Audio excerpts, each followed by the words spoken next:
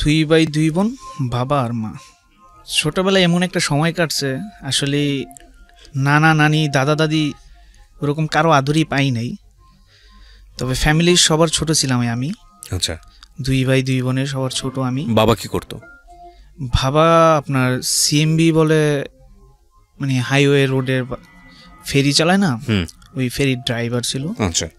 তো বাবার একটা সমস্যা ছিল, মানে আমি জন্ম হওয়ার পর থেকে একটা সমস্যা ছিল, মানে শ্বাসকষ্ট, হার্টের একটা প্রবলেম ছিল। তো যখন আমি একটু বড় হয়েছি তখন থেকে মানে বাবার সমস্যাটা একটু বেশি দেখা দিচ্ছে। আচ্ছা। আসলে ইনকামের ওই সময়ে বাবা একাই ছিল, আর তাছাড়া আমাদের বাহিক মানে জায়গা জমিন যেগুলো মানে চাষ করার মতো ওই সব কিছুই ছিল না ওই সময়। আমি জন্ম হওয়ার অনেক আগের থেকে মানে আমরা বলতে পারি যে মোটামুটি দরিদ্র একটা পরিবারে আপনি জন্মগ্রহণ করেছেন।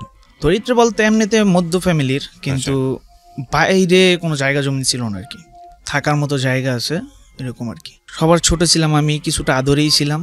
তাছাড়া আদরে থাকার কালীনও আদরে থাইকেও মানে অনেক কিছু কইরা ফেলাইছিলাম। তো ফ্যামিলি কিছু জানতো কিছু জানতো না ওরকম কিছু। তো বাবার সমস্যা ছিল, বাবা সিগারেট খাইতো। তো ছোটবেলায় যখন বসতাম না, আবার কিছুটা বুঝিও, তো বাবা যখন সিগারেট খেয়ে ফালাই দিত, ওই সিগারেটটা নিয়ে মুখে দিতাম অনেক সময়। তো ওইগুলা তখন বুঝতাম না আর কি। তো আস্তে আস্তে এক সময় ক্লাস 8-এ যখন আসি তখন আর কি খারাপ একটা সময়ে পড়ে যাই।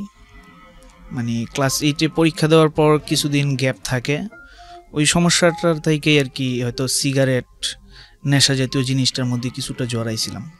তো লেখাপড়া মোটামুটি ছিলাম, তত ভালোও না আবার ততটা খারাপও না। তো ওই সময় থেকে আপনার আমার সমবয়সী যারা তাদের সাথে হয়তো বা চলা হইতো না। ওই 3-4 মাস আপনার আমার বড় বেশ যারা তাদের সাথে হয়তো বা ঘোরাফেরা সময়টা দেওয়া হতো। আর ওই সময়ে ওরা সিগারেট খাইতো, তো ওদের সাথে বসে থাকলে হয়তো 1 টান 2 টান সিগারেট খাওয়া হইতো। তো সিগারেটের পর ফার্স্ট আমার ওই সময়কালীন মদ খাওয়া হয় ফার্স্ট, মানে বেশি না অল্পই, প্লাস 2 গ্লাসের মতো খাওয়া হয়েছিল ওই লাইফে ফার্স্ট। তখন অন্য কোনো নেশা চিনতাম না সিগারেটের পর। তো এই মদ খাওয়ার পর আপনার গাঁজাটাও খাইছিলাম। আসলে তখন ওইটার ফিল্মসও জানতাম না, ওইটা খাইলে কি হয় তাও জানতাম না, ওদের সাথে থাকাকালীন হয়তো বা খাইছিলাম। তো এর ভিতরে স্কুল খুললো, স্কুলে লেখাপড়া করতেছি। ক্লাস 9-এ যখন উঠছি তখন বাবার সমস্যাটা একটু বেশি দেখা দিছিল। তো বাবার ওষুধপত্র সব কিছু আমি নিয়ে আসতাম ফার্মেসি থেকে। দেখা যাইতো যে বাবা তখন 8,000-9,000 টাকা স্যালারি পাইতো, এটা দিয়ে আমাদের সম্পূর্ণ ফ্যামিলিটা চলতো। পানিটা ছাড়া সম্পূর্ণটাই আমাদের কিনা হয়, অন্য কোনো অ্যাবিলিটি ছিল না যে আমাদের কিছু জমানো টাকা বা ওরকম কোনো কিছু ছিল না। তো বাবার টাকা দিয়ে সব কিছু হয়। তো ক্লাস 9-এ যখন উঠলাম প্রথম সাময়িক পরীক্ষাটা দিতে পারি নাই, বাবার শরীরটা খুবই খারাপ ছিল। তো ওই মুহূর্তে কারো কাছ থেকে ধার করে নেওয়া সমস্যা ছিল। আর ওই সময় মানে গ্রাম্য যে কিস্তি থাকে আর কি, বিভিন্ন গ্রামে কিস্তি বা লোন দেওয়ার মতো এরকম একটা প্রসেস থাকে, তো ওইগুলো ছিল আমাদের ফ্যামিলিতে। ওকে, ওইগুলোর টাকাও দিতে হইতো, আমার ফ্যামিলিটাও চলতো সম্পূর্ণ। তাছাড়া আমিও স্কুলে লেখাপড়া করতেছি, বড় ভাইও কিছু করে না, বাড়িতেই থাকে। তো প্রথম সাময়িক পরীক্ষাটা দেওয়া হইলো না ওই টাকার জন্য আর কি হয়তো বা, কারণ টাকাটা ম্যানেজ করাটাও পসিবল ছিল না। আর কারো কাছ থেকে যে নিব পরবর্তীতে দিব ওরকমও কোনো একটা ছিল না ওই সময়ের ক্ষেত্রে হয়তো বা। তো চিন্তা করলাম যে টাকা নাই, তো পরীক্ষাটা দেওয়া হইলো না, আর তো পরীক্ষাটা দিলাম না। সেকেন্ড টাইম পরীক্ষা আসার আগে যতদিন সময়, ওই সময়গুলোতে মানে পরীক্ষা না দেওয়াতে ওই খারাপ কাজগুলোতে মানে সিগারেট খাওয়া ওইগুলোতে আর কি জড়ায় যেতাম। বাবা মারা গেল 2012 সাল। তখন আপনার বয়স কত যখন আপনি এসবের সঙ্গে জড়িয়ে যাচ্ছেন? তখন কত 13 এরকম হবে, 13-14। তো ওই সময় মানে এগুলোতে জড়াইতেছি আবার জড়াইতেছি না, কারণ অ্যাভেলেবেল সবার সামনে খাইও না, জাস্ট ওই বন্ধু বান্ধবের সাথে লুকায় টুকায় যদি খাইটাই। তখন আর কি অন্য কোনো নেশার ভিতরে না, জাস্ট সিগারেটটা খাইতাম। তো 2012 সাল বাবা মারা গেল। তো ওই সময়ে অভাবটা আরও বেশি হয়ে গেছে, কারণ ইনকামের ছিলই বাবা, ফ্যামিলিতে আর কেউ ইনকামের ছিল না। বড় বোন বিয়ে দিছি, ভাই বেকার, ভাইও কিছু করে না। তো আমার বড় একটা বোন, ওই বোনটা একটা জব পাইছিল আমাদের বাড়ির পাশেই, ওই জায়গায় জব করতো। বড় ভাইও পরবর্তীতে ওই জায়গায় জব করছে। আসলে ওইটা কোম্পানিটা ছিল আপনার জেএমআই কোম্পানি। আপনার ডায়ালজিস করায় যে টিউবগুলো বানায় কিডনি রোগীদের ডায়ালজিস করানোর, ওই টিউবটা মানে ওই জায়গায় তৈরি হইতো আর কি। জাপান বাংলাদেশ মিলিত ফ্যাক্টরিটা ছিল আর কি। তো ওই জায়গায় বড় বোন, আমার বড় যেই বোন, ওই বোন মানে কিউসির সুপারভাইজার হিসেবে মানে ওই জায়গায় চাকরি পাইলো। আর বড় ভাই আপনার মেনটেন্যান্সে জব পাইলো, কারণ বড় ভাইয়ের আবার একটা কাজ শেখা ছিল ইলেকট্রিক্যাল। একটা কোর্স করার পর ওই জায়গা থেকে একটা সার্টিফিকেট পাইছিল, তো ইলেকট্রিক্যাল কাজ করতো ওই জায়গায়। তো ওই মুহূর্তে আমারও সামনে এসএসসি পরীক্ষা আসতেছে, তাছাড়া ফ্যামিলি তো কেউ ইনকামের নাই, তো তারাও নতুন চাকরিতে ঢুকছে। এখন ফ্যামিলিটাই দেখবো না আমার লেখাপড়াটাই করাইব। তো পরবর্তীতে লেখাপড়া করতে পারছি, এসএসসি পরীক্ষাটা দিতে পারছি, কারণ ওই সময়ে বড় ভাই আমাকে খুব সাপোর্ট করতো, কারণ আমার লেখাপড়ার জন্য, কারণ তাদের হয়তো বা একটু কষ্ট হলেও আমার লেখাপড়াটা করাইতে চাইছিল। তো বড় ভাইটা কষ্ট করে মানে টাকা জমাইলো। আপনার যখন টেস্ট পরীক্ষা হয় এসএসসি পরীক্ষার আগে, ওই টেস্ট পরীক্ষায় আপনার অনেকগুলো সাবজেক্ট খরচ গেছিল, মানে লেখাপড়াটা এরকমভাবে করতে পাইনি। আর তখন চিন্তা হয়েছিল যে বাবা নাই, এখন তো আর পড়তে পারবো না ওরকমভাবে, হয়তো বা প্রাইভেটও পড়তে পারবো না বা কারো কাছ থেকে হেল্পও নিতে পারবো না। তাছাড়া আমার একটা সমস্যা ছিল, আমি ইংলিশটাতে অনেকটাই দুর্বল ছিলাম। ওকে। তো বড় ভাই যখন খরচ গেল তখন 7,000 টাকা দিয়ে আপনার ফর্ম ফিল আপ করলাম। তো এসএসসি পরীক্ষাটাও দিলাম। তো তখন আল্লাহই হয়তো বা আমার দিকে চাইছিল, আমি এসএসসি পরীক্ষায় পাশও হয়েছি। আর এই পর্যন্ত যতটুকু এসএসসি পরীক্ষা পর্যন্ত যতটা ক্লাসই মানে পার করছি, সবগুলোতে একবারই চান্স নিয়েছিলাম, দ্বিতীয়বার আর যাইতে হয় নাই। তো এসএসসি পরীক্ষা দিছি, দেওয়ার পর আর কলেজে যে ভর্তি হবো ওরকম কোনো ছিল না, কারণ ওই সময় ফ্যামিলিতে আরও 2 জন, বড় বোন মাত্র 3400 টাকায় চাকরি করে, ভাই হাজিরা হিসাবে চাকরি করে। তো তারাও নতুন চাকরি, ফ্যামিলিটাই হঠাৎ করে দেখবো না, আমার লেখাপড়াটাই করাইব। তো এক সময় আত্মীয় স্বজনের কাছে সাপোর্ট ওরকম কারোর কাছ থেকে পাই নাই বলতে কি, মানে ওরাও ইচ্ছা করে কখনো বলে না যে ওর লেখাপড়া করা, বা আমরাও তখন আমার ফ্যামিলির থেকেও হয়তো বা চাইতে পারি নাই, বা আমিও কখনো কারোর কাছে বলতে পারি নাই যে আমি লেখাপড়াটা করব। তো আমার মনে একটা জিনিস ছিল যে বাবা মইরা গেছে, এখন তার কিছুই নাই দুনিয়াতে, কারণ বাবা যতটা সাপোর্ট দিব আত্মীয় স্বজন ততটা সাপোর্ট দিব না। বাবার ক্ষেত্রে বাবার জায়গা থেকে বাবা অনেকটা সাপোর্ট দেয়। তো লেখাপড়াটা আর হইল না। তখন ফ্যামিলির থেকে অবশ্য চাকরির জন্য কোনো করে নাই, তো আমার নিজের ইচ্ছার থেকেই ভাবছি যে লেখাপড়া যেহেতু আর করতেই পারবো না, বা লেখাপড়া করার মতন নাই এখন, আর ইচ্ছে হইলেও পারতেছি না, কারণ বাসায় বসে থেকে লাভ নাই, ফ্যামিলিতে যা দেবো তাই হয়তো বা ভালো হবে, আর নিজের খরচও আছে, নিজের খরচটাও নিজে মিটাইতে পারবো, ফ্যামিলির থেকে টাকাটা নিতে হইব না। তো লাইফের ফার্স্ট আপনার একটা ডাইং কোম্পানিতে জব নেই। তো ওই জায়গার সিস্টেমটা ছিল 1 সপ্তাহ নাইট 1 সপ্তাহ ডে। লাইফের ফার্স্ট কোনোদিন নাইট করি নেই, কিছু করি নাই, প্রথমেই ওই জায়গায় নাইট করতে হইব। আর শিফট চেঞ্জ করতে হইলে আপনার 18 ঘন্টা ডিউটি করতে হইতো। তো যাই হোক, ওই জায়গা থেকে নিজের ইচ্ছাকৃতভাবে কাগজপত্র ঠিক করে নিজেই গেলাম একজনের মাধ্যমে, এক বড় ভাইয়ের মাধ্যমে। তো ফ্যামিলিতে যখন শুনলো তখন বলতেছে যে তুই চাকরি করবি, তোর তো চাকরির জন্য আমরা বলি না, তুই চাকরি করবি কেন?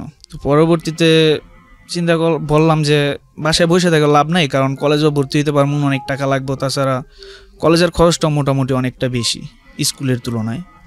তো চাকরি করতেছি, 3 মাসের মতো চাকরি করার পর বড় ভাই বললো যে তুই আইসা পর আমার এই জায়গায় কোরিয়ানরা কাজ করবে, তো ওদের সাথে তুই কাজ কর, ওই জায়গা থেকে আইসা পর, তোর যদি সমস্যা হয় নাইট বা করতে। তো চিন্তা করলাম যে নাইট করব, তো কোরিয়ানরা আছে ওদের সাথে কাজ করি। তো এই জায়গায় কোরিয়ানদের সাথে কাজ করছি, আপনার 250 টাকা হাজিরা দিছিল, হাজিরা হিসাবে কাজ করতাম, 2 মাস 2.5 মাসের মতো কাজ করছিলাম। তো তারপর আবার বেকার বাসায়। তো ওই ফ্যাক্টরির সামনে একটা দোকান ছিল, ওই দোকানটার মধ্যে প্রায় সময় বসে থাকতাম, মানে বাড়িতে তখন বেকার, কিছুই করার নাই। তো ওই দোকানটাতে বসে থাকতাম। তো 1 দিন 2 দিন বসতে বসতে ওই জায়গায় আবার একটা সমস্যা ছিল কি, ওই জায়গাটা এক করা নাম করা জায়গা হয়ে গেছিল এক সময় নেশার জগতে। তো ওই জায়গায় বসে থাকতে থাকতে দেখতাম যে বিভিন্ন নেশাখোর ওই জায়গায় আসতো, গাঁজা খাইতো, সিগারেট খাইতো, বা বিভিন্ন জিনিস খাইতো। তখন আপনার ইয়াবার প্রচলনটা ছিল না। ইয়াবার পরিবর্তে আপনার ওরা ডিসিপ্লিন 2 নামে একটা ট্যাবলেট খাইতো, ওইটা আসলে এই ঘুমের ট্যাবলেট, ওইটা আপনার চা দিয়ে মিশায় খাইয়া ফেলাইতো। আচ্ছা। তো ওই সময় মানে যত গাঁজা খোরা ছিল ওই জায়গায় আড্ডা দিত মোটামুটি। তো বসে থাকতাম, 1 দিন 2 দিন ডাক দিত, তো আবার ওই জিনিসগুলা আমি ওই জায়গায় বসে থাকতাম দেখে আমার কাছে রাইখা যেত যে 2-1 ঘন্টা তুই জায়গায় আসোস, তোরা দেখায় রাইখা গেলাম, 2-1 ঘন্টা পর আবার নিয়ে যাবো। তো 1-2 দিন দেখতে দেখতে ওই জায়গার থেকে হয়তো বা গাঁজাটা নেশা একটা হয়ে গেছিল, গাঁজাটা খাওয়া হইতো। তো এরপর অনেকদিন পার হওয়ার পর অন্য আরেকটা কাজ পাই এরকমই কন্ট্রাক্টে, 4-5 দিন কাজ করতে পারছিলাম। তো ওই লোকটা আবার আমাকে বলছিল, বাতিজা বলতো যে বাতিজা তোর কাজ দেখে আমার ভালো লাগছে, তুই আমার সাথে চল, তোরে 5,000 টাকা দিমো, খাওয়া, তারপর দৈনিক 50 টাকা 60 টাকা তোরে খরচ দেবো, তুই আমার সাথে আইসা পড়। তো ফ্যামিলিতে বললাম বাসায় থেকে লাভ কি, ওই লোকটা আমারে বলতেছে এই অ্যাপক্সির কাজের জন্য, তো ওই লোকের সাথে যাব, কয় দূরে কোথাও না কোথাও যাবি, মানে কিভাবে থাকবি, এ কারণে আর কি আমাকে দিতে চাইলো না। তো আমি আর গেলাম না। এরপর আপনার কাজ নাই, এরকমই বাড়িতে থাকি, কাজকর্ম নাই, কিছু নাই, বাড়িতে থাকি, কিছুদিন পর পর টুকটাক কাজ পাইলে করতাম। এর ভিতরে নিজের হাত খরচের জন্য কাঠমিস্ত্রি কাজও করতে হয়েছে, কারণ আমার আবার একটি ইয়ে ছিল, ফ্যামিলিতে টাকা চাইলে হয়তো আগের মতো পাবো না, বাবা যেরকম ছিল, কারো কাছ থেকে ধারও করতে পারবো না, কারো কাছ থেকে খুঁজেও নিতে পারবো না, নিজে যা করি হয়তো বা ওইটা দিয়ে নিজের খরচটা অন্তত পক্ষে চালাইতে পারবো। রাইট। তো ওই সময় এলাকারই কয়েকটা পোলা ছিল, একটা ছেলের সাথে বললাম যে তুই কাজ করস, আমার নিবি, তোর সাথে আমি কাজ করবো। আমি তো কাজ করি মাঝে মধ্যে, 2-1 দিন 3-4 দিন কাজ করি, তুই করবি? করলাম, সমস্যা কি, আমার হাত খরচের টাকাটা তো আমি পাইলাম। তুই 200 দিবি 300 দিবি যাই দেস, ওইটা আমার হাত খরচের টাকা হইব, বা আমি ফ্যামিলিতে 100-200 টাকা দিতে পারবো। তো ওই সময় মাঝে মধ্যে ওদের সাথে কাজ করতাম, কাঠমিস্ত্রি কাজ, আসলে ওরা ফার্নিচারের কাজ করতো, তো টুকটাক ফার্নিচারের কাজ করতো, ওইগুলো করতাম। ওকে। তো পরে এক সময় বড় ভাই যে জায়গায় চাকরি করলো, ওই জায়গায় ওর ইলেকট্রিক্যাল কাজ হয়ে গেল, মানে ইলেকট্রিক্যালের চাকরি হয়ে গেছে। ওই জায়গায় বড় ভাই আবার আমার সাপোর্ট দেওয়া, মানে আমার জন্য, মানে ওই জায়গায় অনেক রিকোয়েস্ট করলো। মানে ওই জায়গার থেকে একটা প্রবলেম, মানে আমার নিব না ওই জায়গায় চাকরি করতে, ওই কোম্পানিটাতে। আসলে আমি জানতাম না কেন নিব না, আসলে কি কারণ। আমার আবার একটা ছোটবেলার থেকে গিয়েছিল, কারো কোনো জিনিসের প্রতি লোভ ছিল না। আপনি ভালো চলতেছেন, আপনার কাছ থেকে আমি ওই টাকাটা নিয়ে যাবো, বা আপনার ভালো জিনিসটা আমি নিয়ে যাবো, ওইটার প্রতি লোভ ছিল না। কারণ ওই ফ্যাক্টরিটা হওয়ার আগে ওই ফ্যাক্টরিটাতে আপনার রড, সিমেন্ট, মানে বিভিন্ন জিনিস খোলামেলা জায়গায় রাইখে দিত। তো এলাকাতে ওই সময় এলাকার ছেলে পেলে অনেকগুলোই ছিল, ওরা প্রতিদিন আপনার ওই রড নিয়ে যাইতো, নিয়ে বিক্রি করে ফেলাইতো। প্রায় এক একজন মনে করেন যে 8 থেকে 10 হাজার টাকাও ইনকাম করছে। ওকে। 2013 সালে মনে করেন যে রড বিক্রি কইরা। তো ওইসবের প্রতি কোনোদিন নেশা ছিল না, আর ওইসব করতাম না, কারণ চিন্তা করতাম এগুলো করে তো লাভ নাই, কারণ আরেকজনের জিনিসটা নিয়ে যাবো, খাইয়া ফেলামো, কারণ ওইগুলোর নেশা ছিল না, তো ওগুলো করি নাই কখনো। কিন্তু একটা জিনিস বুঝতে পারিনি তখন, আসলে আমার কেন ওই চাকরিতে নিব না।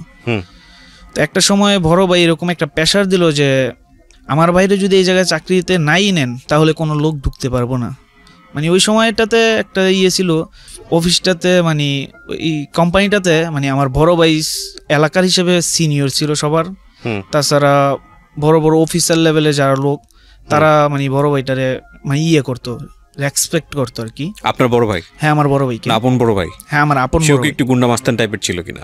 না না, ওরকম কোনো কিছু না, কারণ ও কাজ করতো, আর ওর চাকরিটা দিছিল ওই ফ্যাক্টরির জিএম স্যার। ওকে। নিজের রেফারেন্স হইয়া, মানে আমার ফ্যামিলির কাহিনী শোনার পর না, ওই বড় ভাই ফার্স্ট চাকরিতে ঢুকার হইল গিয়ে আপনার ইন্ডিয়ানদের সাথে কাজ করছিল। ঠিক আছে, ঠিক আছে, মানে তার কথা শুনেছে আর কি, যাই হোক। হ্যাঁ। তো ওই জায়গার থেকে পরে আমার এক সময় চাকরিতে নিল রিকোয়েস্টের মাধ্যমে, আমি চাকরিতে ঢুকলাম। ঢুকার পর কিছুদিন করলাম, 4-5 মাস করার পর ওই জায়গায় হঠাৎ একটা মেয়েকে, মানে চোখের ভালো লাগা লাগিয়ে গেছিল আর কি, মনের ভালো কিনা জানি না, তবে চোখের থেকে ভালো লেগে গেছিল। তো প্রায় সময় লাঞ্চ টাইম আপনার বাইরে দাঁড়ায় থাকতাম ওই মেয়েটাকে দেখার জন্য। তো দেখতাম, কিন্তু কথা বলতে পারতাম না। তো যখন বড় ভাই দেখতো যে আমি বাইরে দাঁড়ায় আছি, তখন বলতো যে তুই বাইরে দাঁড়ায় আছিস কেন, ভিতরে চলে যা, তখন ভিতরে এসে পড়তাম। কিন্তু ওই মেয়েটার দিকে যখন তাকাইতাম, মেয়েটাও আমার দিকে তাকায় থাকতো। এক সময় চিন্তা করলাম যে ওই মেয়েটার নাম জানবো, বা ওই মেয়েটার সাথে কথা বলবো। তো নাম জানার মতন কোনো প্রসেস ছিল না। আসলে আমি নিচতলাতে কাজ করতাম, ওই মেয়েটা উপরে কাজ করতো। আর আমার আরেকটা ইয়ে ছিল, আমি যে চাকরি করব, আসলে মেয়েদের সাথে কোনো চাকরির ওরকম কোনো মন মানসিকতা আমার কাছে ছিল না। কারণ মেয়েদের সাথে চাকরি করলে নাকি অনেক কিছু হয়, অনেক খারাপ সম্পর্ক হয়ে যায়, বা বন্ধুত্বের মতো সম্পর্ক হয়ে যায়। তো ওই দিক চিন্তা করে আমি মেয়েদের সাথে চাকরি করার জন্য মানে ইচ্ছুক ছিলাম না আর কি। ওকে। তো ওই মেয়েটার নাম জানার জন্য উপরে গেলাম। তো ওই মেয়েটাকে আবার একটা জিনিস কি আমার ক্ষেত্রে আমি পাইছি, ওই মেয়েটার চোখ দেখলে আমি বলে দিতে পারি যে ওই মেয়েটা। তো উপরে গেলাম, আসলে এরকম একটা প্রসেস, দুইটা চোখ দেখা যায় আর কিছুই দেখা যায় না, সম্পূর্ণ এই পোশাক। তো ওই মেয়েটার চোখ দেখার পর ওই মেয়েটার মানে বাম পাশে আবার দেখা যাইতেছে যে ওর নাম লেখা, তখন মেয়েটার নাম জানতে পারলাম আশা। তো ওই দিন যাই না, আইসা পড়লাম ওই দিন। আর ওই মেয়ের মানে সাথে আপনি যেখানে কাজ করছেন সেখানে? হ্যাঁ হ্যাঁ, আমি করতাম নিচতলায়, আপনার ইনজেকশন মোল্ডিং মেশিন চালাইতাম আমি নিচতলায়, আর ওই মেয়েটা উপরে প্রোডাকশন ফ্লোরে জব করতো। ওকে, কি নাম ছিল মেয়েটার? মেয়েটার নাম ছিল আশা। আশা। তো পরবর্তীতে নাম দেখার পর আমি আইসা পড়ছি। তো একদিন ক্যান্টিনে খাওয়ার সময় মেয়েটাকে ডাক দিছিলাম, তো শোনে নাই আর কি, চলে গেছিল। তো পরবর্তীতে বন্ধু বান্ধব বা অনেক মানুষের কাছ থেকে ডিটেলস মানে মেয়ের বিষয়টা জানতে চাইলাম। তো এক সময় জানতে পারছি যে ওই মেয়েটা যখন ছোট ছিল তখন ওর বাবা মারা গেছিল, আর ওর মা অন্য আরেকজনের সাথে বিয়ে করে চলে গেছিল ইন্ডিয়াতে ওই মেয়েটাকে রাইখা। তো ওই মেয়েটা নাকি ফরিদপুর রাজবাড়িতে কোনো একটা বিদেশি মানে আছে, ছোট ছোট বাচ্চাদের মানে মানুষকে ওই জায়গা থেকে লেখাপড়া শিখাইয়া বিভিন্ন চাকরি বাকরি দিয়ে দেয় আর কি। তো তখন ওই কথাগুলো শুনে হয়তো আমার কাছে খারাপ লাগছিল যে মেয়েটার জীবনে কিছুই নাই, বাবাও নাই মাও নাই, মেয়েটা এরকম একটা সমস্যার মধ্যে আছে। তখন ওই মেয়েটার জন্য একটু মায়া হয়েছিল এরকম যে ওই মেয়েটার তো মা নাই বা বাবা নাই, আমারও তো বাবা নাই। আমার বাবা নেই, আমি বুঝতে পারি যে বাবার কষ্টটা কতটা। ওর তো বাবা মা দোনোটাই নাই। তো ওই মেয়েটাকে যদি আমি ভালোবাসি বা ওই মেয়েটাকে যদি আমি বিয়ে করি, হয়তো বা ওই আমার মাকে মা বইলে ডাকতে পারবো, এরকম একটা চিন্তা ভাবনা ছিল আমার মধ্যে। ওকে। কিন্তু ওই সময়টাতে আমার বড় ভাই বিয়ে করে নাই, আর আমার বড় যেই বোন ওই বোনেরও কিন্তু বিয়ে হয় নাই। কিন্তু ওরকম একটা চিন্তা আমি নিয়ে নিয়েছিলাম। তো মেয়েটার সাথে কিভাবে কথা বলা যায়। তো ওই মেয়েটা আমার এলাকার থেকে 2-3 কিলো জায়গা দূরে থাকতো, মানে কোম্পানির কোয়ার্টার ছিল, ওই কোয়ার্টারে থাকতো। তো একদিন কথা বলার জন্য ওই মেয়েটার পিছু পিছু গেলাম, যাওয়ার পর দাঁড়াইতে বলি দাঁড়ায় না। তো আসলে ওই সময়টা জানতাম না অফার দেয় বা একটা মেয়ের সাথে কিভাবে কথা বলতে হয় ওইসব জানা ছিল না আর কি আমার। ওকে। তো এরকম ভাবে আর কি কথাটা বলছিলাম যে তুমি যদি এখন না দাঁড়াও তোমার হাত ধরতে বাধ্য হব, হয়তোবা মানে ঠেট দেওয়ার মতন কোন একটা কিছু হয়ে গেছিল। সেই সময়টা থেকে আপনি নেশা টেশা করতেন? না না, ওই সময়টাতে তো কোনো নেশা হইতো না। ওকে, যাই হোক, তুমি এটা আশাকে বললেন এই কথা। তো ধারণার পর বলতেছি যে তোমাকে আমার ভালো লাগছে বা তোমার অনেক কিছু শুনছি, আমার খারাপ লাগছে, তো তোমাকে আমি ভালোবাসি, তোমাকে আমি বিয়ে করতে চাই। আমি সরাসরি এই কথাটা বলে দিলাম। তো ওর পাশে আবার যে ওর এক বান্ধবী ছিল, ওই মেয়েটা আমার বড় বোনের সাথে জব করতো আর কি। তো ওই মেয়েটার সাথে সাথে আমার বড় বোনকে ফোন করে বলে দিল যে তোর ভাই এরকম এরকম, ওই মেয়েটাকে রাস্তার মধ্যে এইসব কথা বলছে। যাই হোক, ওই মেয়েটা রাজি হলো না কোনো এক সময়। তো আমি কন্টিনিউ মানে কথা বলতে চাইতাম বা ওর সাথে হাইটা চলে যাইতাম, ওর সাথে যাইতাম, ওর হাতে ধরতাম। তারপর হঠাৎ জানতে পারি যে ওই মেয়েটা যেই জায়গায় মানে করতো, কাজ করতো, ওই জায়গায় মানে পাশাপাশি 2টা ছেলের সাথে সম্পর্ক করছে। ওকে। তো তখন খারাপ লাগলো, আরে তোর মন থেকে চাইছিলাম বা তোরে ভালোবাসছিলাম, তোর জীবন কাহিনী শুই না যে তোর জীবনটা খুবই কষ্টকর, তুই একই জায়গার ভিতরে 2টা ছেলের সাথে সম্পর্ক করছিস, আসলে তোর চাহিদাটা ছিল কি? তো একদিন জিজ্ঞাসা করলাম, কিছু বলে নাই। তো ওই সময়টাতে চিন্তা করলাম মেয়েটারে ভালো জানছিলাম, মেয়েটা এই খারাপ কাজটা করলো। তো এরপর 2টা ছেলে আর কি নতুন ঢুকছিল ওই জায়গাতে। তো ওরা আবার ইয়াবার নেশাটা করতো, আসলে আমি ওই সময়টাতে জানতাম না। ওরা একদিন আমাকে বলতেছে যে মানে তুমি কি ইয়াবা খাও বা ইয়াবার খাইছো কখনো? আসলে কখনো আমি ইয়াবা দেখি নাই ওই সময়টাতে। তো ওদের সাথে আবার মিথ্যা কথা বলতে হইতো যে হ্যাঁ আমি খাইছি, অনেক খাইছি, এটা সেটা, মানে বিভিন্ন ধরনের মিথ্যা কথা বলতাম। তো বুঝতে পারতো ওরা যে আমি খাই নাই। তো একদিন বলতেছে যে আসলে আমরা খামু বা এটা খাওয়ার জন্য নিয়ে আসছি, যদি কোনো জায়গা টায়গা তোমার চিনা আছে যে জায়গায় বসে খাওয়া যায়। তো আমি আবার ওদের সিনিয়র ছিলাম তো ওই সময়। তো বলতেছি যে জায়গা আছে বলতে ওরকম তো কোনো জায়গা নাই, আর যেই সময়টাতে অফিস টাইমে তোমরা কাজ শেষ করে অত সময় দিয়ে খাইতে পারবা না, তো যদি খাইতে চাও ওয়াশরুমে হয়তো একটা রুম খালি আছে, ওয়াশরুমের পাশে একটা রুম আছে খালি, ওই রুমটাতে হয়তো খাইতে পারো। তোরা আমার সাথে নিয়ে গেছিল, নিয়ে যাওয়ার পর ওই রুমটাতে যাইলাম। তো ওই দিন ফার্স্ট আমি দেখলাম আসলে ইয়াবা জিনিসটা কি। ওদের তখন ওরা খাইতেছে, তো আমার বলতেছে খাইবা? তো আমি ফার্স্ট বললাম খামু না। তারপর ওই একটা রাগ হয়ে গেল ওই মেয়েটার প্রতি, রাগ মাথায় এসে আপনি নেওয়া শুরু করলেন, মানে ওই মেয়েটার প্রতি যে তোরা ভালোবাসছিলাম, তুই আমার ভালোবাসলি না, অথচ 2টা ছেলের সাথে সম্পর্ক করে ফেলালি। তো ওইরকম একটা চিন্তা আমার মধ্যে হইয়া তারপর বললাম যে হ্যাঁ খাবো, কিন্তু কথা আছে, আমি ওই মেয়েটার নাম নিয়ে খাবো যে ওই মেয়েটার জন্য আমি খাচ্ছি। ওদেরকে বললাম। তো ওই ফার্স্ট আমার খাওয়া। তখন 1-2 দিন খাওয়ার পর কেমন যেন একটা লাগে যে শরীরে একটু মানে সাহস জাগে, অর্ঘুমা করা যায়, মানে ঘুমটা চোখে আসে না, মানে যা চিন্তা করতেছি বা যেই কাজটা করতেছি ওই কাজটা মানে আমার কাছে হালকা মনে হইতেছে, এরকম একটা চিন্তা ভাবনা আসে 2-3 দিন খাওয়ার পর।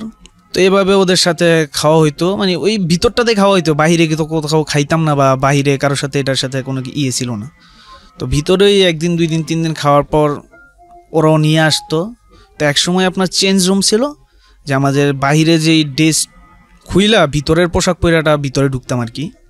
ওই চেঞ্জ রুম আপনার দোতলাতে তো নাইট ছিল না, তো আমাদের ওই জায়গায় আবার নাইট ছিল, ওরা দোতলা খালি ছিল, তো দোতলায় চেঞ্জ রুমে যাইতাম।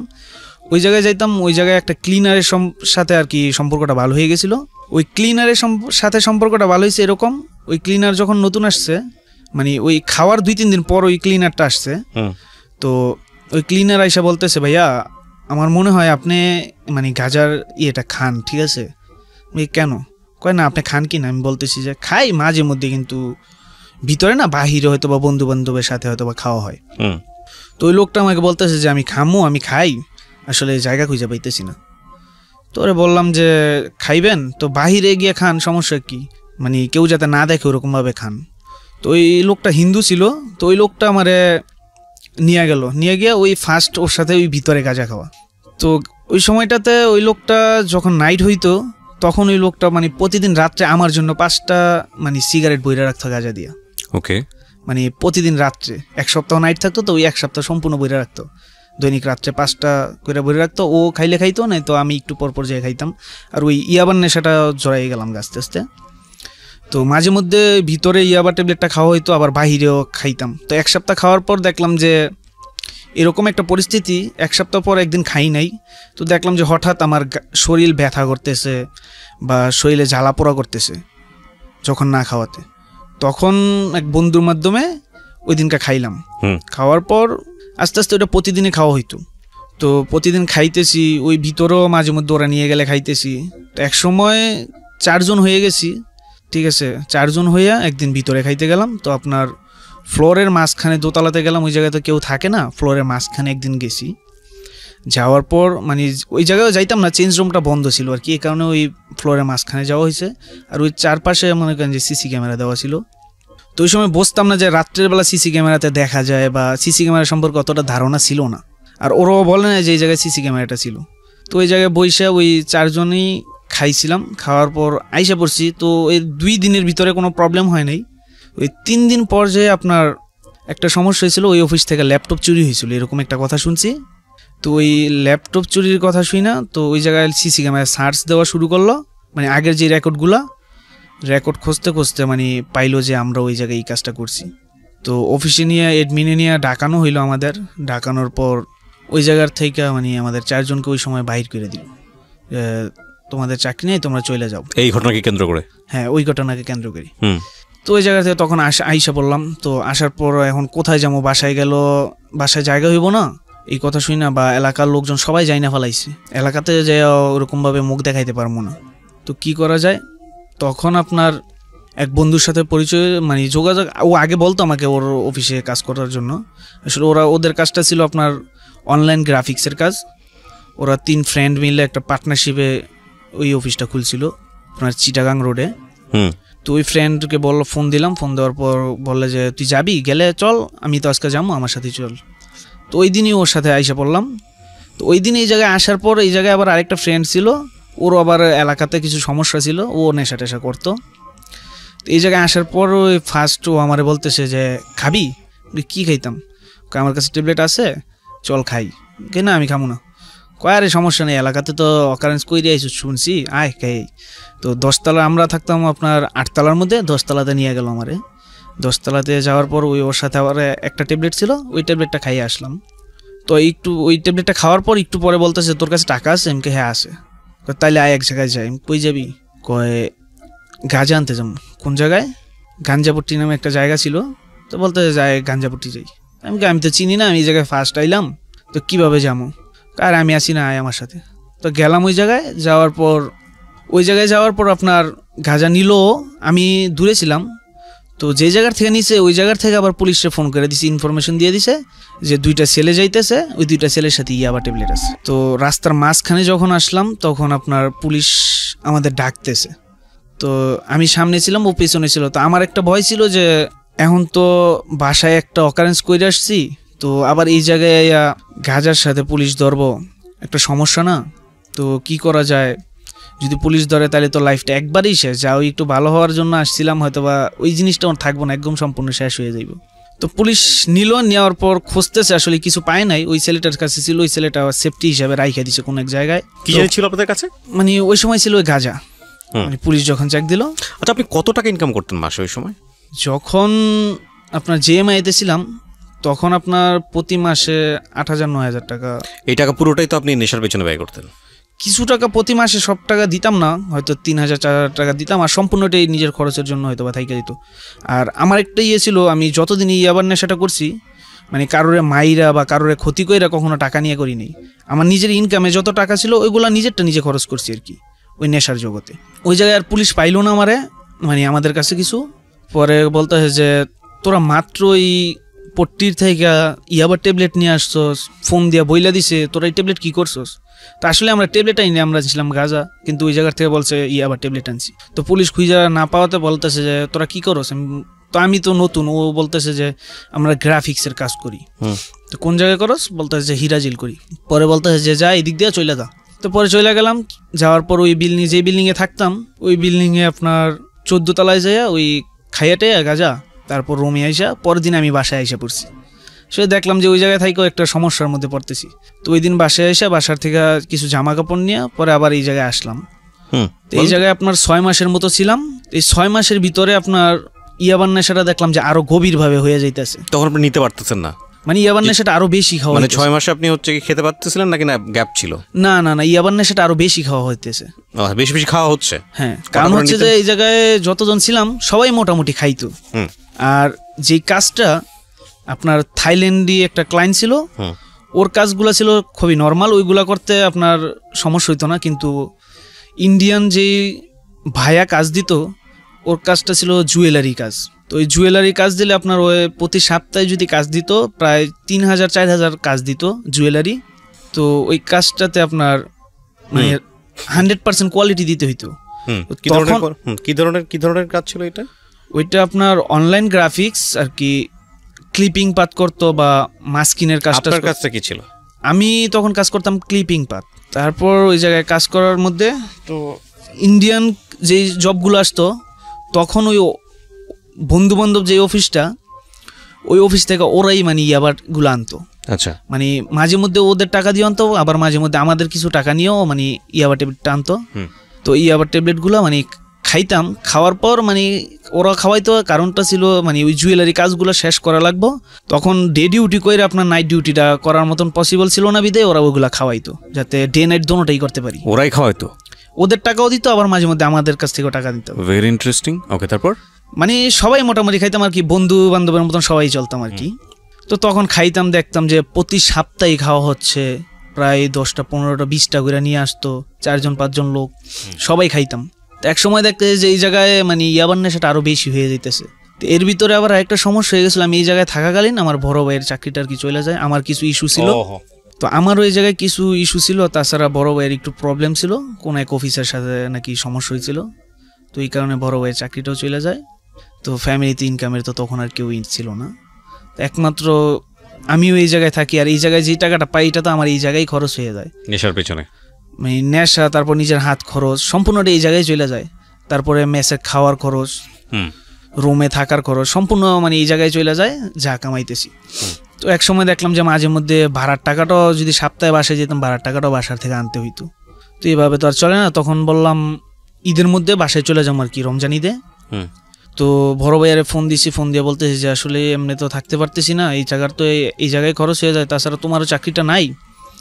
তো বাড়িতে আসলে কোনো একটা চাকরি বাকরি ম্যানেজ করে দিতে পারবা, যদি হয় তাহলে আমি বাড়িতে এসে পড়ব। তো ওই সময় একটা পেপার মিলে জব হয়েছিল। তো ওই জবটা মানে আমার জন্য ঠিক হয় নাই, মানে আমার বড় ভাইয়ের জন্য ঠিক হয়েছিল। বড় ভাই নিজে যায় দেখে আসছিল বড় ভাইয়ের চাকরির জন্য। তো আমি যখন বলছি যে আমার চাকরি লাগবে, তখন বড় ভাই বলতেছে তুই করবি, তাহলে তুই করলে তুই কর, সমস্যা নেই। তো আমি ওই জায়গায় আসলাম, আসার পর ঈদের একদিন পরে আবার ওই জায়গায় জয়েন দিলাম। তো এই জায়গাতে আর আসা হইল না। তো ওই জায়গায় জব করতেছি। আসলে ওই জায়গার জবটা ছিল আপনার পেপার মিল, ল্যাবরেটরিতে জব করতাম। ওকে। তো ওই জায়গায় জব করার মধ্যে খুব ভালোই করতেছি। আর ওই জায়গায় যাওয়ার পর আপনার ওই ইয়াবার নেশাটা আস্তে আস্তে কাইটা যাইতেছে। ওকে, ডিফারেন্ট পরিবেশ যে কারণে ইয়াবার নেশাটা মানে আস্তে আস্তে কাইটা যাইতেছে। তখন আমার মাথায় টেনশন ঢুকে গেল যে আসলে ফ্যামিলি, ভুল করে ফেলাইছি, যেভাবে হোক ফ্যামিলিকে সেভ করতে হবে। কারণ ফ্যামিলিতে এখন ইনকামের রাস্তাটা আর কেউ নাই, একমাত্র আমার দিকে তাকাইয়ে হয়তো বা ফ্যামিলিটা চলবো। আর যদি আমি খারাপ পথে আবার চলে যাই হয়তো বা ফ্যামিলিটা নষ্ট হয়ে যাবে, এরকম কিছু একটা চিন্তা করে ওই চাকরিটার ভিতরে জড়াই গেলাম নেশার জগতে। আর ওই ইয়াবাটা আস্তে আস্তে কাটায় ফেলাইলাম, মানে ইয়াবাটা আর খাইলাম না। ওই জায়গায় থাকাকালীন ইয়াবাটা নষ্ট করে দিছি খাওয়া। তো ওই জায়গায় চাকরি করতেছি, হঠাৎ কপালটা হয়তো বা খারাপ ছিল, ওই কোম্পানিটা আগুনে পুইরা যায়। ওহো, অভাগা যেদিকে যায় সাগর শুকায় যায়। যাই হোক, বলেন তারপর। তো আগুনে পুইরা যায়, তখন হঠাৎ মাথার মধ্যে আসলে আসলে কি করবো, আগুনে কোম্পানিটা পুইরা গেল, এখন রাস্তা কি? ওই জায়গায় তো আর চাকরিটা থাকতেছে না, কারণ চাইছিলাম হয়তো এটা দিয়া লাইফে কিছু একটা করব, কিন্তু চাকরিটা হইল না, চলে গেল। এখন ওরকমভাবে কিছু করা হয় নাই। তারপর ওই আবার এলাকাতেই আসা হলো, পেপার মিলে আপনার বাসা থেকে আইসা যে চাকরি করতাম, কিন্তু তখন আবার এলাকাতেই চলে গেলাম আপনার সুপারস্টার কোম্পানি নামে একটা কোম্পানি, ঠিক আছে। ওই জায়গায় আপনার এনার্জি বাল্ব তৈরি হইতো, আর ওই জায়গায় প্রজেক্টটা নতুনই হয়েছিল, আপনার ফ্যান তৈরি করে আর এনার্জি বাল্ব তৈরি করতো। এলাকার কিছু বড় ভাই ছিল, ওদের মাধ্যমে আপনার ওই এনার্জি বাল্ব যে কোম্পানিটা, ওই জায়গায় জব নিলাম। তো আমার লাইফের ফার্স্ট আর কি মহিলাদের সাথে জব করা ওই জায়গায়, আসলে গার্মেন্টস লাইফ যেটা বলে ওইটার মধ্যে হয়তো বা ফার্স্ট টাইম মানে পড়ছি। আসলে কোনো সময় চাইতাম না যে মহিলার সাথে জব করবো, মানে ওইরকম চিন্তা ভাবনা ছিল না, হয়তো বা কপাল বা আল্লাহ হয়তো বা রিজিক রাখছিল ওই জায়গায়, এই কারণে হয়তো বা চাকরিটা করা হয়েছে। তো চিন্তা করছি যে বাসায় বেকার থেকেও লাভ নাই, চাকরি যাই করবো ওইটাই ভালো। তো ওই ভাইবা ওই জায়গায় চাকরিটা করলাম। তো ওই জায়গায় আবার একটা ছিল কি, আমি ফার্স্ট টাইম যখন ঢুকছি মানে সব ধরনের কাজ করতাম, মানে কয়েকটা লাইন ছিল, ওই কয়েকটা লাইনের এক এক দিন এক একটা লাইনে কাজ করতাম। তো ওই জায়গায় কিছু সুপারভাইজার ছিল 2 জন, ওরা আবার আমার কাগজপত্র দেখা ওদের কাছে আনলো, মানে ওই প্রোডাকশন ফ্লোরে আইনে ফেলাইলো আমার কাগজপত্র দেখা, আবার দেখলো যে আমি এলাকার। তো এটা ভাইবা ওদের কাছে আনলো, আইনার পর মানে আমার একটা লিডার বানাই দিল ওই জায়গাতে, তুমি এই লিডারের কাজ করবা, সবাই কাজ টাজ বুঝাই দিবা, কাজ টাজ করাইবা, মালের হিসাব টিসাব রাখবা আর কি, এরকম একটা কাজ দিল। তো আমি আবার ওই সময় ফার্স্ট টাইম আমি বসতাম না, তো প্রথম তো সবাইরে মাল কাছে নিয়ে দিয়ে আসতাম। তো ওইখান থেকে হয়তো বা মানে কিছু কিছু জিনিস শিখতে পারছি, আসলে গার্মেন্টস টাইপ আসলে এরকমটাই হয় হয়তো বা। তো যখন আমি কাজ করতাম মানে চুপচাপ থাকতাম, কারোর সাথে বেশি কথা বলতাম না, তখন ওই জায়গা থেকে কিছু মহিলা মানে বিবাহিত মহিলা অবিবাহিত মেয়েদের সামনে মানে আমার টিস করতো, মানে বিভিন্ন ভাষায় খারাপ কিছু বলতো যে ওর এইটা নাই ওইটা নেই, ওর যদি থাকতো এত কথা বলতো, মানে বিভিন্ন টাইপের কথা বলতো একটা মহিলা। তো প্রতিদিনই শুনতাম, শুনতে একদিন হয়তো বা নিজের কাছে খারাপ লাগছে, আসলে মহিলা প্রতিদিন আমার একই কথা বলে কেন, বললাম প্রতিদিন একই কথা বলে। তো একদিন কি করলাম, দুষ্টামি করে আমিও বলে দিলাম, দেখেন হয়তো বা আপনারা বলেন আমি কিছু বলি না, তো আমার সবই আছে, যদি আপনাদের ইচ্ছে হয় কার তো আসেন দেখায় দিই, মানে এরকমটা একটা কিছু বলছি। তো তখন থেকে ওই আস্তে আস্তে ওদের সাথে একটা ফ্রি হয়ে গেলাম আর কি, মানে কথাবার্তায় বন্ধুত্বের মতন একটা সম্পর্ক হয়ে গেল। তো বলতে বলতে অনেকটা দিন কাটলো, মানে ওই জায়গায় কাজ করতে। তখন আপনি নেশা নেন না? তখন নেশা বলতে মাঝে মধ্যে গাঁজার নেশাটা হইতো, মানে ইয়াবার নেশাটা ওই সময় একবারে টোটালি বাদ দিয়ে দিছি। বন্ধু বান্ধবের সাথে চলার ক্ষেত্রে হয়তো বা গাঁজার নেশাটা হইতো। তবে আমার লাইফে আমি যতটা জায়গায় জব করছি, ফার্স্ট টাইম একটা জায়গা ছাড়া প্রতিটা ফ্যাক্টরিতে আমি গাঁজা খাইতে পারতাম, কারণ কিছু কিছু বয়স্ক লোক ছিল, ওদের সাথে এতটাই ফ্রি হয়ে যেতাম, অথচ আমার সমবয়সী ওদের সাথে ফ্রি হইতে পারতাম না। কিন্তু চাচার বয়সী বাবার বয়সী লোক আমার সাথে ফ্রি হয়ে যেত, কেন জানি, মানে ওটা বুঝতে পারতাম না কেন জানি ফ্রি হয়ে যেত কথায় কথায়। তো পেপার মিলে থাকতে আপনার গাঁজা হইতো, ওই মুরব্বী যে লোক ওই লোক খাওয়াইতো, ওইখানে খাইতাম মাঝে মধ্যে। তো ওই সুপারস্টারে যাওয়ার পর আপনার ওই জায়গায় এলাকার বন্ধু বান্ধব, তখন আপনার আস্তে আস্তে গাঁজার নেশা ইয়াবার নেশাটা বাদ দিয়ে দিলাম, কিন্তু গাঁজার নেশাটা সম্পূর্ণটাই আমার হয়ে গেছে, মানে ওইটার প্রতিদিনই আমার লাগতো। এক সময় কাজ করতে পারতাম, সমস্যা হইতো না কাজে, কিন্তু প্রতিদিন 8 ঘন্টা ডিউটির মধ্যে 4-5টা মানে সিগারেট খাইতে হইতো, এরকম একটা প্রসেসে চলে গেছিলাম। তো কাজ করতেছি, মানে সবাইরে কাজ করাইতেছি, অফিসাররাও ভালো জানতেছে। তো হঠাৎ একদিন একটা মেয়ে আসার পর আপনার মেয়েটা দেখতে সুন্দরী ছিল মোটামুটি, তবে চোখের মধ্যে কিছুটা মায়া ছিল।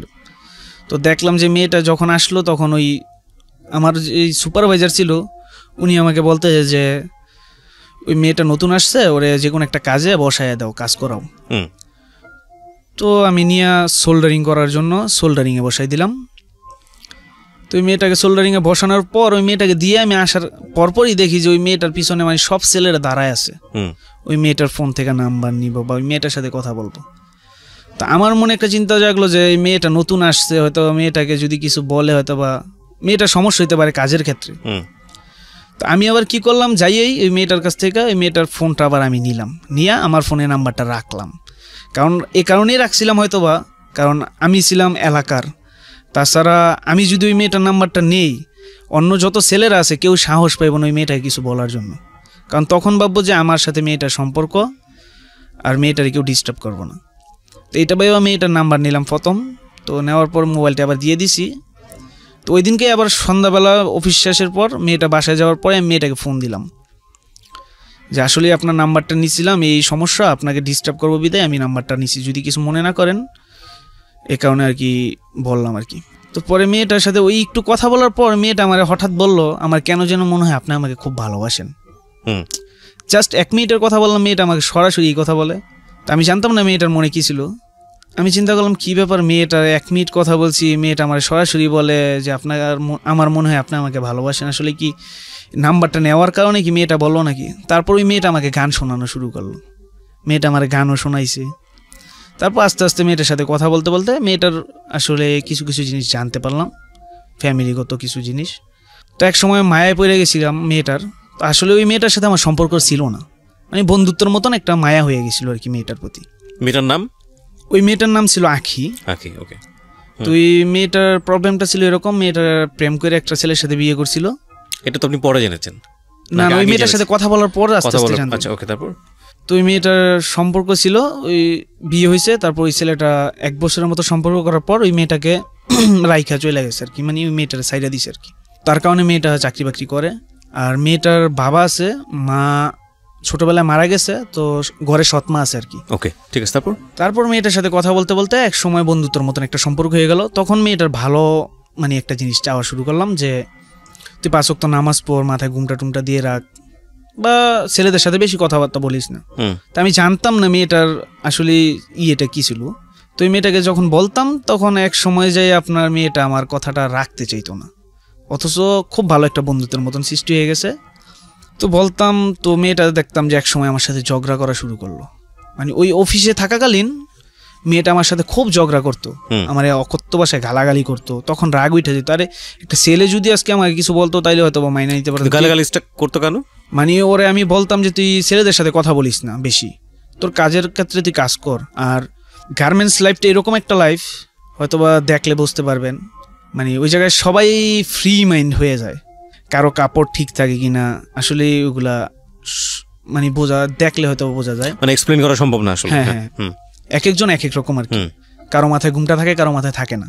তো মেয়েটাকে সবসময় বলতাম 5 ওয়াক্ত নামাজ পড়বি, ঘুমটা রাখবি, ঠিক আছে, ছেলেদের সাথে বেশি কথা বলবি না, এরকম কিছু কথা বলতাম, কাজের ক্ষেত্রে কাজ করবি।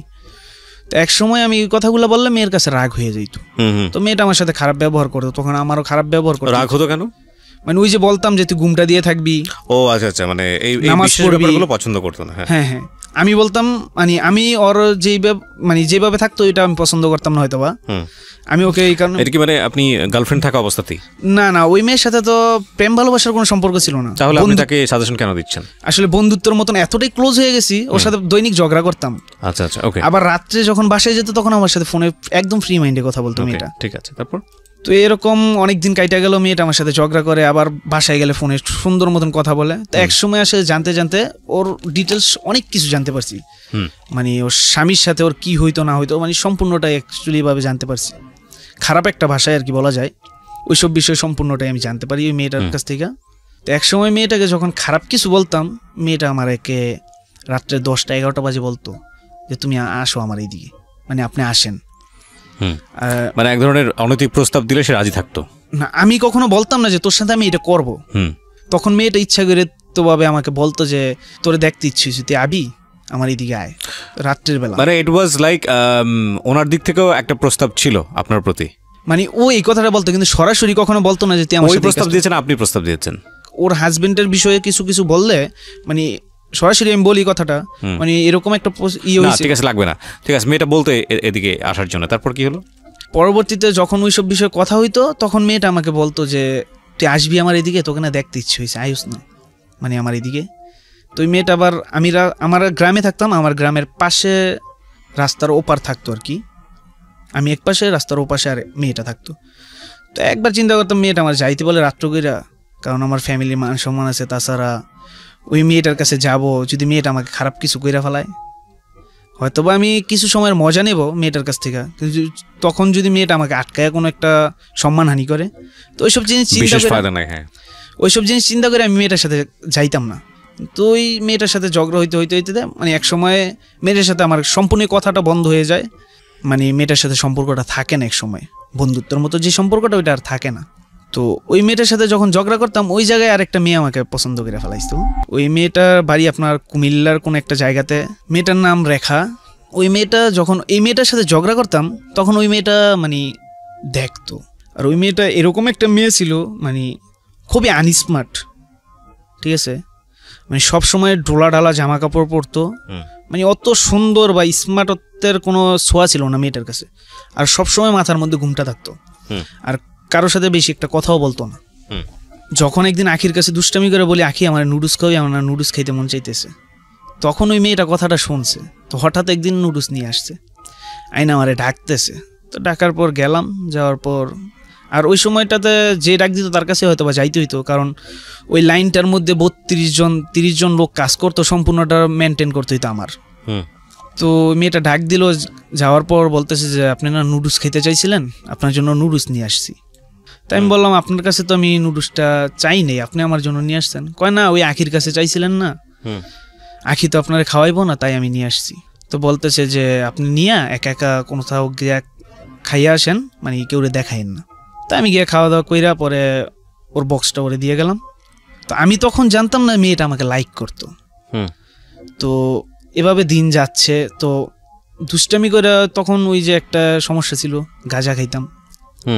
ওইটা আবার আপনার 5টা বাজে যখন অফিস ছুটি হয়ে যেত, মানে প্রতিদিন আমার খাইতে হইতো, মানে 3-4 জন বন্ধু বান্ধব ছিলাম, ওই গাঁজার নেশাটা করতে হইতো। তো ওই গাঁজার নেশাটা করতে হইতো, গাঁজা খাইতাম। তো যেদিন পকেটে টাকা থাকতো ওই দিন খাইতে পারতাম, যেদিন টাকা না থাকতো তো ওই দিন দুষ্টামি করে আর কি, মানে ওই লাইনের মধ্যে বললেই হইতো যে আসলে আমার কাছে টাকা নাই, আজকে কিভাবে খামু, মাথাটা তো নষ্ট হয়ে যেত। তো তখন ওই মেয়েটা ব্যাগ থেকে টাকা দিয়ে দিত, ওই রেখা নামে যে মেয়েটা, ওই মেয়েটা ব্যাগ থেকে টাকা দিয়ে দিত। তো প্রথম কয়েকদিন টাকা দিছে, ওইগুলো আবার রিটার্ন দিয়েছিলাম। তো বলতেছে আপনার কাছে তো আমি টাকা চাই নেই, আপনি আমাকে টাকা দেন কেন? তো তখন আমি বলতেছি আপনার কাছ থেকে আমি নিছি, আপনার টাকা দিব না? কয় না, ওই টাকা আমার লাগবো না। এরকম একটা ইয়ে হয়েছে। তো এর ভিতরে একটা কথা বলি, বলতে হয়তো ভুল হয়েছে, আমার যে সুপারভাইজার ছিল ওরা আবার জাইনা ফেলাইছিল যে আমি ইয়াবার নেশা করতাম, আর ওই ইয়াবার জন্য আমার চাকরিও চলে গেছিল। আচ্ছা। ও আবার মাঝে মধ্যে আমাকে দুষ্টামি করে বলতো যে আসলে WY R7 এগুলো কি চিনো, এগুলো কত কিরা। ওর এলাকাতে আবার ওর বাড়ি ছিল কুষ্টিয়াতে, তো ওর এলাকাতে আবার ও রাজনীতিক লেভেলে কিছুটা জড়াইছিল, ওইখান থেকে ও আবার আপনার এগুলো চিনতো। তা আমার সাথে দুষ্টামি করতাম মাঝে মধ্যে। তা আমি আবার বলতাম এগুলো এত এত দাম, আপনি কি খান নাকি, বিভিন্ন ধরনের দুষ্টামি ফাজলামি করতাম। তো ওই মেয়েটা এক সময় আপনার মানে আমার প্রতি দুর্বল হয়ে যেতে শুরু করলো। তো টাকা নিতাম, তো দেখতাম যে মেয়েটা টাকা দিত। তো প্রায় সময় যখন মানে দুষ্টামি করে টাকার কথা বলতাম তখন মেয়েটা টাকা দিয়ে দিত। আর অন্য কারো কাছে যদি গিয়ে বলতাম টাকা নাই কাজকা, তোর ওই মেয়েটার সাথে আবার ওর এলাকারই একটা মেয়ে ছিল, কাজ করতো, চাকরি করাকালীন ওর মেয়েটার সাথে পরিচিত। ওই মেয়েটা জানতো আবার যে ওই মেয়েটা আমাকে পছন্দ করে, রেখা আমাকে পছন্দ করে। তো ওই মেয়েটা আবার আমাকে, আমি যখন বলতাম তো ওই মেয়েটা আবার রেখার কাছে গিয়ে বলতো যে ও না টাকা চাইছে, টাকা দি।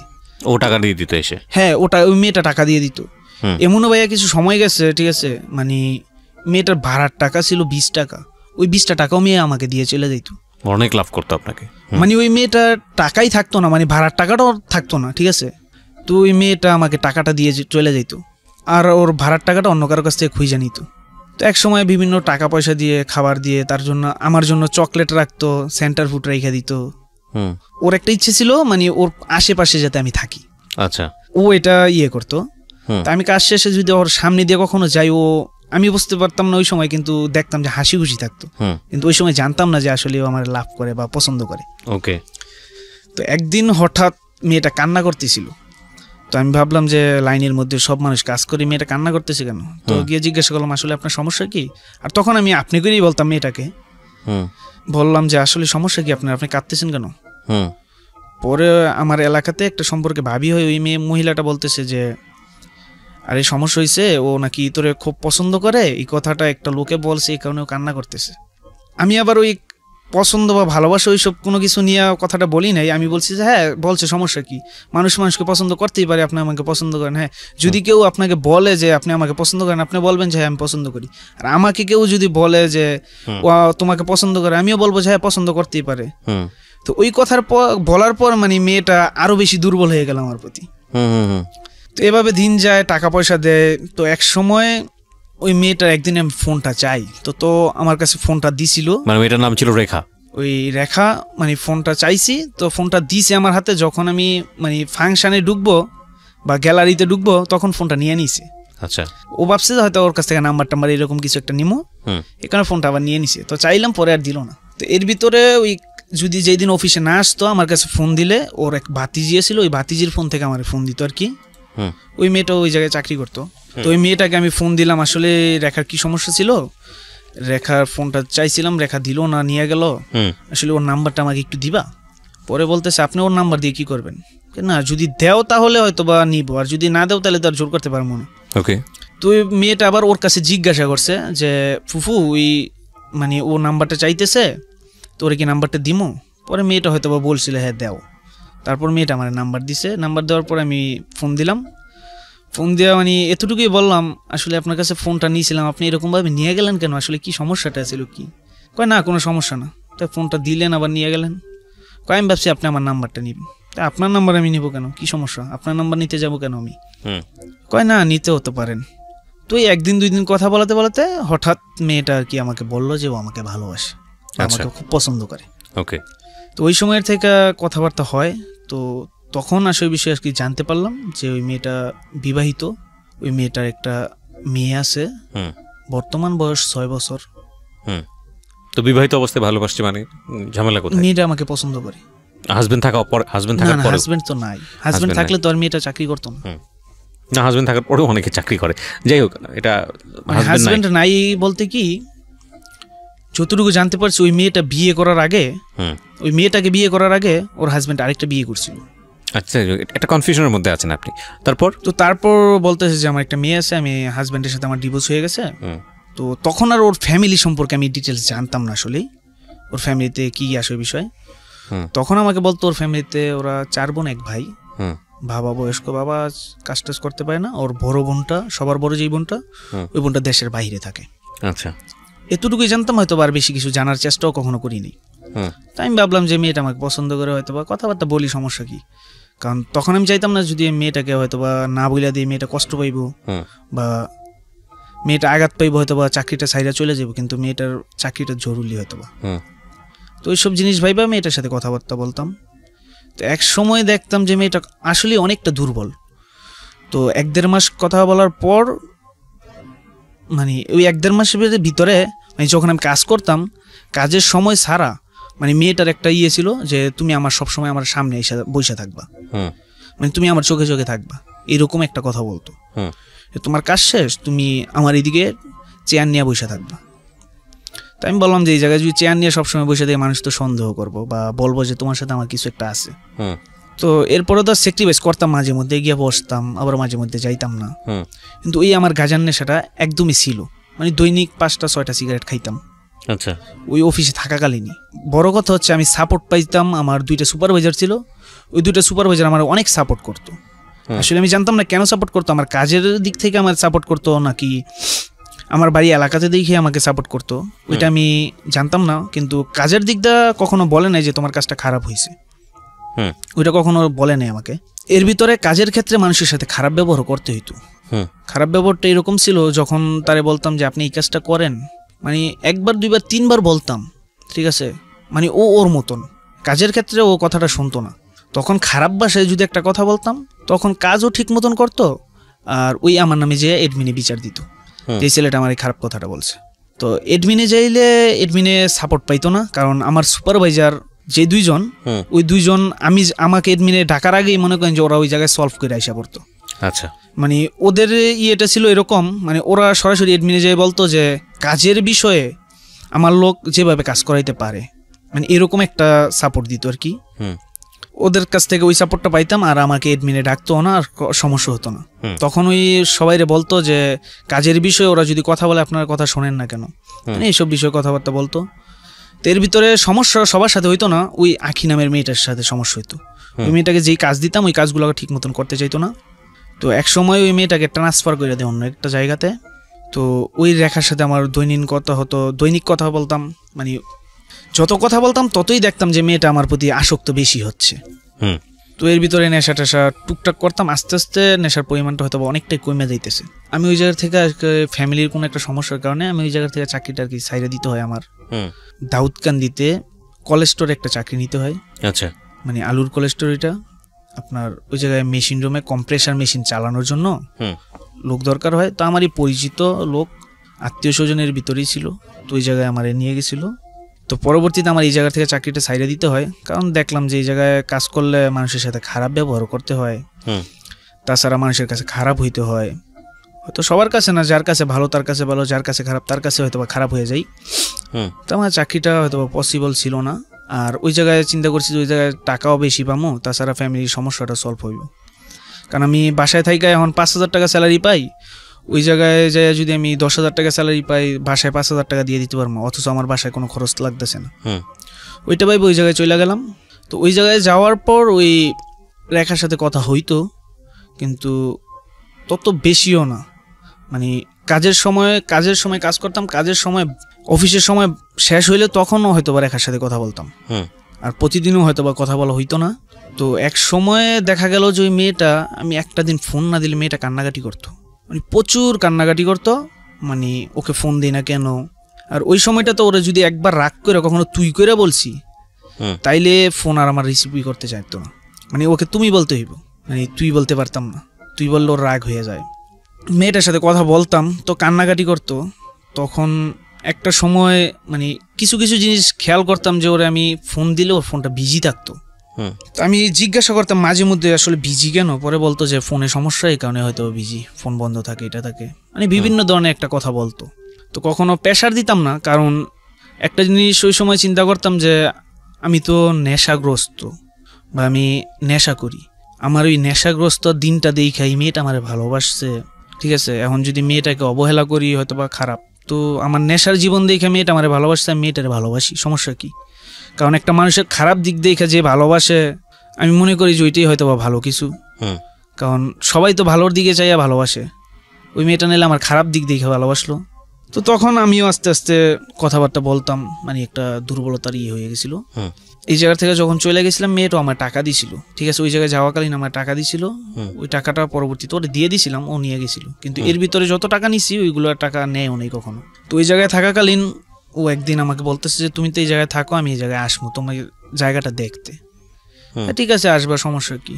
পর ওরে বললাম যে এইভাবে আসো, আর ওইটা ওর এলাকা ছিল। তো আসলো, আসার পর আমি যে রুমে থাকি, রুম টুম সব কিছু দেখাইলাম। তো রুমটা আসলে ব্যাচেলার থাকলে হয়তো বা অগুছালো অনেক কিছুই থাকে। বলতেছে যে তো তোমার রুমে সবকিছু অগুছালো, জামা কাপড়ও দৌ নাই, তো এগুলো আমি সবকিছু ধুয়ে রেখে যাই। বলতেছি যে না, তোমার দোয়া লাগবো না, আমি এগুলো ধুইমো। তখন পর্যন্ত আপনারা দুজন, আপনি ওকে পছন্দ করেন, এদের তো কিছু বলেন নাই নাকি? না, রেখা আপনাকে পছন্দ করে এটা তো বলে দিয়েছে, ও বলে দিয়েছে, মানে আমার থেকেও, মানে আমি কথাবার্তা বলতাম, হ্যাঁ তুমি যেহেতু আমার পছন্দ করো, আমিও তোমাকে পছন্দ করি, এই টাইপের। হ্যাঁ, তারপর ওই জায়গায় যাওয়ার পর ওই মেয়েটা আমাকে মানে আমার জামা কাপড় সম্পূর্ণ ধুয়ে দিয়ে আসবো। আমি বলতেছি না, তোমার ধোয়ার দরকার নাই, আমি এগুলো ধুয়ে নেবো। তো পরে ওই জায়গা থেকে আইসা পড়বো, মানে ঘুরে টুরে ওরা যে সময় নিয়ে আসবো, ওই সময়টাতে ওই ফার্স্ট ওর মেয়েটাকে আমি দেখি, ওই জায়গাতে নিয়ে যায়, ওর মেয়েটাকে আমি দেখতে পাই। আসলে একটা কথায় বলে, মানে গোবরে পদ্ম ফুল নাকি একটা কথা আছে, মানে ওদের ফ্যামিলির তুলনায় ওর মেয়েটা খুব সুন্দর। ওই জায়গায় যাওয়ার পর ওরে আগায় দিয়ে আসবো যখন, তখন ওই মেয়েটা রাস্তার মধ্যে মানে দাঁড়াই গেল, আর ওর যে বাতিজিরে নিয়ে আসছিল, ওই বাতিজির কোলে আর ওর মেয়েটা আর ওর বাতিজিটা একটু আগে চলে গেল, ও দাঁড়াই রইল। আমি বলতেছি তুমি দাঁড়াই রইলা কেন? পরে দাঁড়ায়া মানে কিছু বলতেছে না।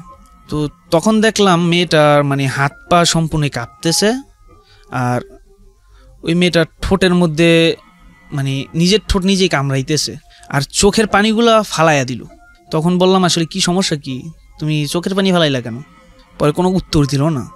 তারপর ওই জায়গার থেকে মেয়েটারে রিক্সায় তুলে দিলাম, ও বাড়িতে চলে গেল।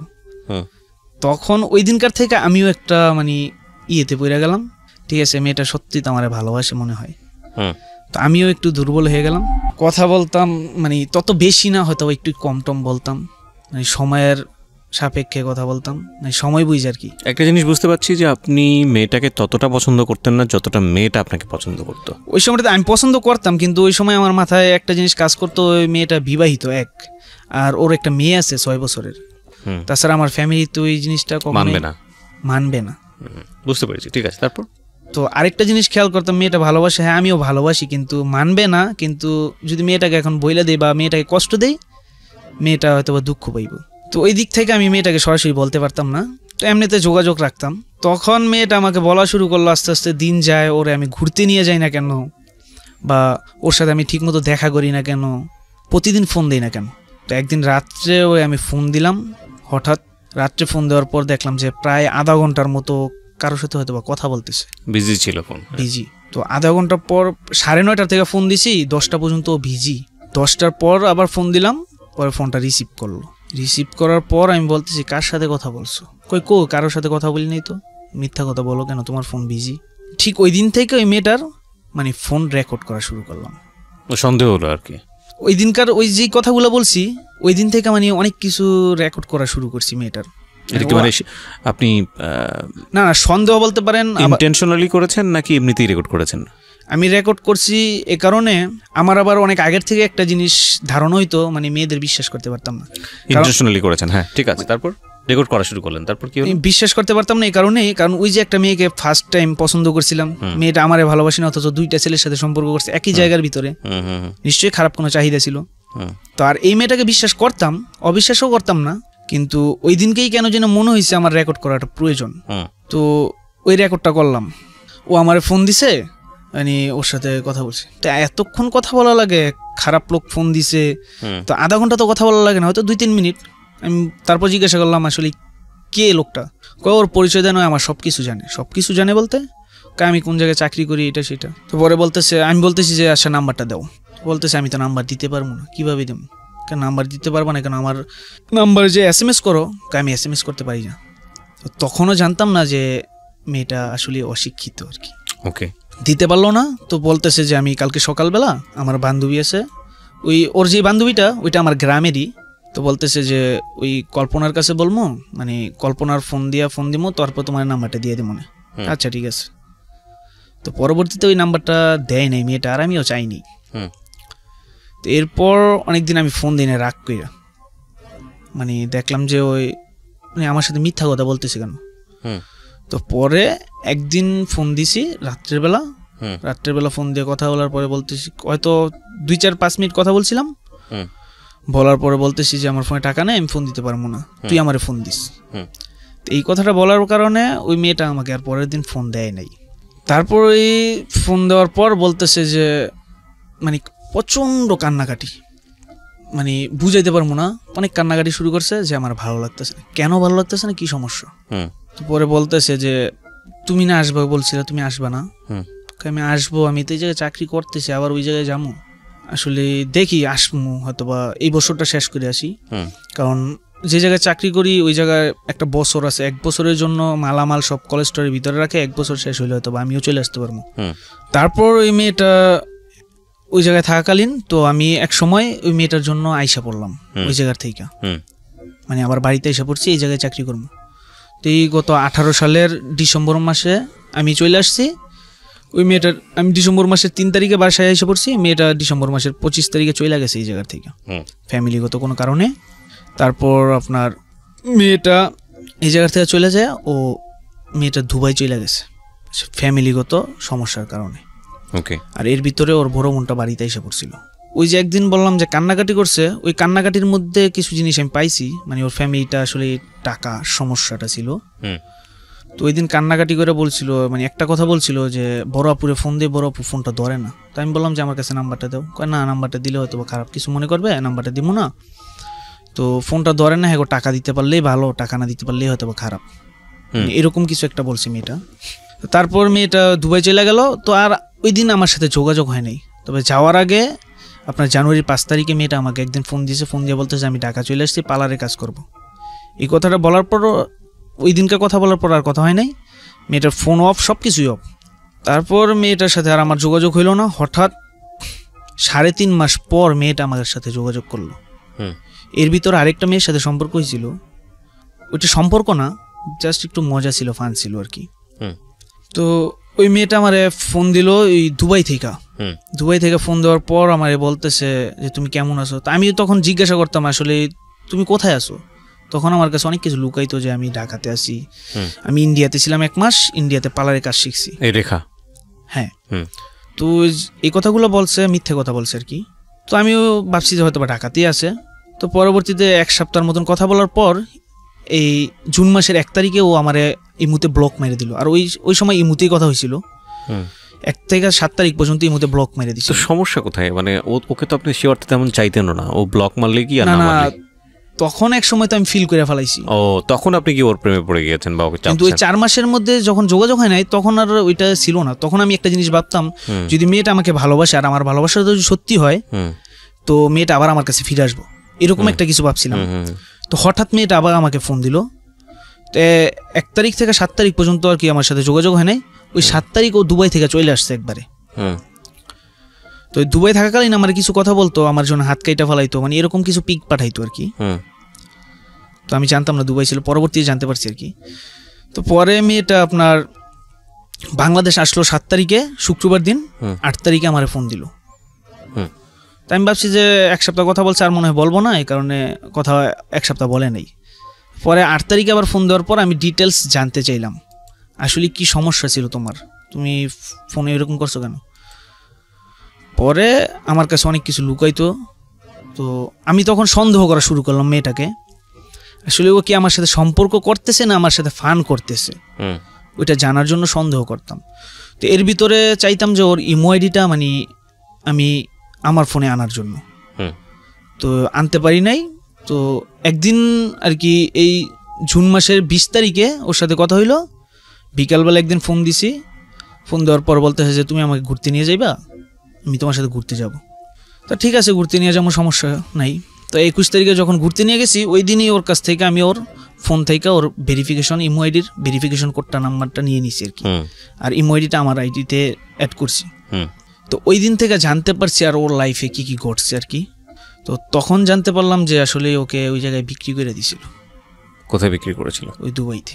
ওকে যে মহিলা নিয়ে গেছিল, ওই মহিলাটা আপনার ওর আশেপাশেরই এলাকার বা পরিচিত কেউ। তারপরে আপনি যেটা বলতে চাচ্ছেন যে ও দুবাইতে যে কাজগুলো করেছে সেগুলো সামাজিক রীতিবিরুদ্ধ, হ্যাঁ, অনৈতিক কাজের মধ্যে ছিল। হ্যাঁ, বাধ্য ছিল। হ্যাঁ, তারপর? আর ওকে নাম দিয়ে নিয়ে গেছিল পার্লারের কাজ আর কি। যাই হোক, তারপর ওই জায়গায় নেওয়ার পর আর কি সব আপনি জানার পরে কি করলেন সেটা বলেন, বুঝলাম আমরা। জানার পর তারপরে আমি বললাম যে আসলে এগুলো হয়েছে। তো এর জন্য আমি খারাপ ভাবি না তোমাকে। হ্যাঁ, লাইফে মানুষের অনেক কিছুই ঘটে, আমিও তো কোনো এক সময় খারাপ কিছু করছি, আজ হয়তো বা করি না। আমি আপনাকে কয়েকটা কোশ্চেন করে আমি জিনিসটা সামারি দিকে নিয়ে আসি। এই মেয়েটার সঙ্গে বা রেখার সঙ্গে কি আপনার বর্তমানে কোনো সম্পর্ক আছে? বর্তমানে ও আমাকে ওর বিষয় নিয়ে, ওর ফ্যামিলিতে কিছু সাপোর্ট চাইতে চাইছিলাম ওর, ঠিক আছে, ওইগুলো নিয়ে হয়তো বা সম্পর্কটা নষ্ট হয়ে গেছিল। কথা হয়েছিল কালকে সকাল পর্যন্ত কথা হয়েছিল। কালকে সকাল লাস্ট আমাকে একটা অপশন দিছে, মানে ওর ফ্যামিলি, ওর আত্মীয় স্বজন কারোর সাথে আমি যোগাযোগ করতে পারবো না, এমনকি ওর সাথেও যোগাযোগ করতে পারবো না। ও আমাকে 1 বছর সময় দিছে। 1 বছর পর ও আমারে ওর নিজের মতন গড়ে তুলবো। 1 বছর কেন সময় দিয়েছে আপনাকে? ওইটা আমি জানি না, এখন হয়তো বা ফান, মানে ওর সাথে যাতে যোগাযোগ না করি, বা মানে আলটিমেটলি উনি চায় না আপনি ওর সঙ্গে যোগাযোগ করেন। এখন চায় না আসলে আপনি চান যে কোনো ভাবেই হোক ওকে পেতে, তাই কি? ওকে পেতে বলতে কি, আসলে সমস্যাটা ওরকম না। ও যদি আমার কাছে ইচ্ছে করে না আসে, আমি কখনো জোর করতে পারবো না। ফাইন, আমাকে সোজা ভাষায় আসেন, এত কমপ্লেক্সিটি যাওয়ার কোনো দরকার নেই। আমি শেষ করি, আপনি প্রশ্ন উত্তর দিলেই হবে। আপনাদের দুজনের মধ্যেই টান আছে আবার টান নাই, এরকম একটা অবস্থায় আপনারা আছেন। আপনাদের কথা শুনে বোঝা যায় মেয়েটা চায় না আপনি তার সাথে যোগাযোগ করেন, আবার চায়ও। আপনি তাকে চান আবার চান না, এরকম একটা অবস্থায় আছেন।